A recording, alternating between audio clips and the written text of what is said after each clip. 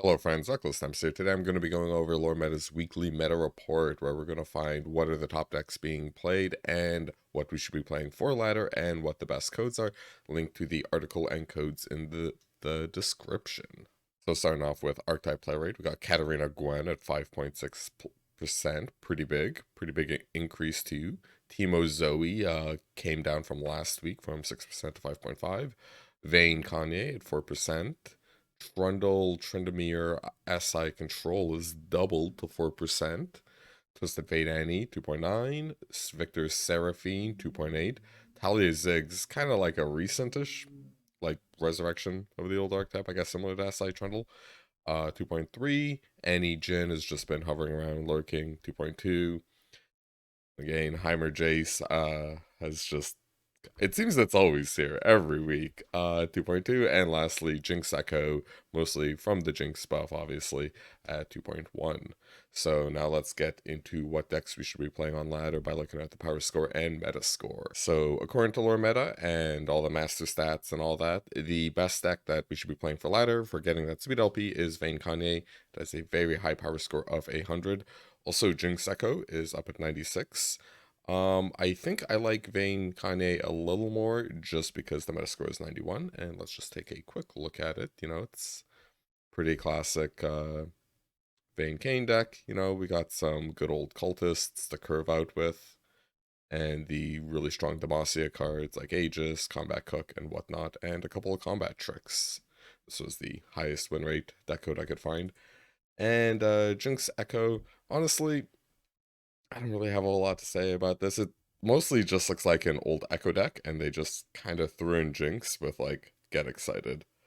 Maybe that's being a little reductive, and yeah, I have it. I'm not super high on this deck, but if you want to try it out, if you want to Mega Rocket people, go for it.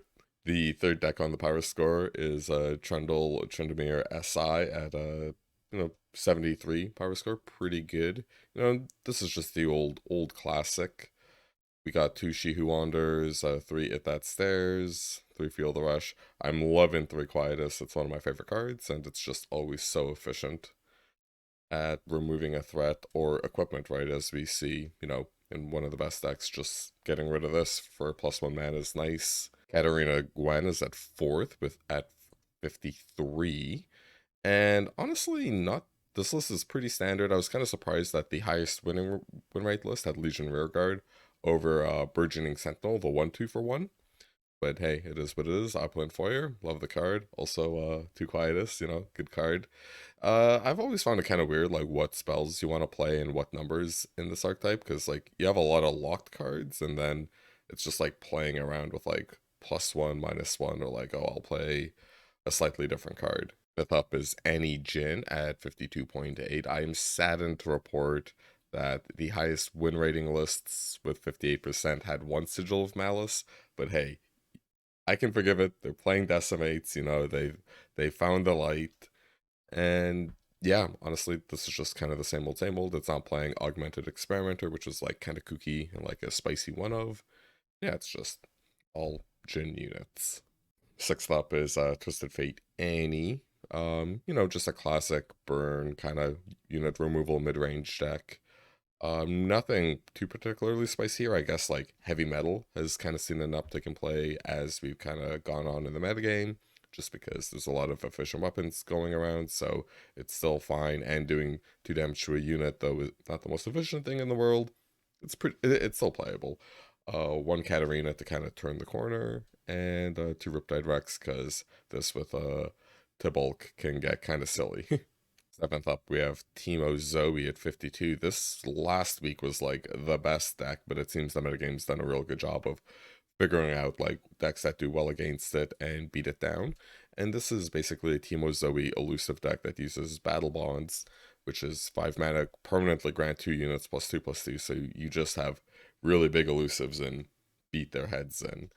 And yeah, so that's essentially the deck. And I kind of wanted to try it out, but I've been playing a few other things, and I'm a little sad to see it not be super high up. But people do hate elusive, so it's probably fine. It's probably best for the player base. Eighth up, we have another blast from the past, Talia Ziggs, 51. It's kind of funny. We have the top two here for power score, the third deck, and then these are all just the same. Like they're all low 50s. And I really don't know why this is coming up in the metagame, but hey, Um this deck wrecks people. Kind of cool. We got one arsenal floating around. This is just like essentially a landmark aggro deck. Is probably the best way to think about it, right? And it kind of wiggles through a metric ton of damage with leveled Zig, shooting the opponent Nexus. You have two Absolvers to give everything overwhelm. It's especially silly with Talia. Arsenal, even though a lot of the spicy keywords got removed, can still end up with like a giant glut of them. Bad abomination Kappa.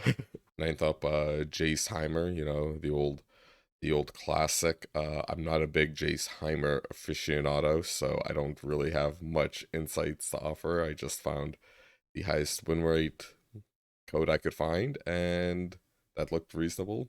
I guess one high note, whatever. Like this is just a control deck. It plays 6 drops to turn its champions on. Yeah, not a whole lot else to say. It's also been around since I don't know 1999 or whatever. And lastly, with a meteoric fall from grace, is Victor Seraphine at number 10. Obviously, this is because Seraphine got nerfed, and there is a ton of ways you can build this archetype. Weirdly enough, the highest win rate one I found had one of Glorious Evolution in it, but it was like kind of low in play. Um, yeah, two Sputtering Sonic Singer Spinner seems to be correct. Once a Percival. I think Majin Bay for Worlds was playing Catastrophe. The thing if you play 20 different cards, put a 30/30 Overwhelm into play. You could look that up if you want to give it a whirl.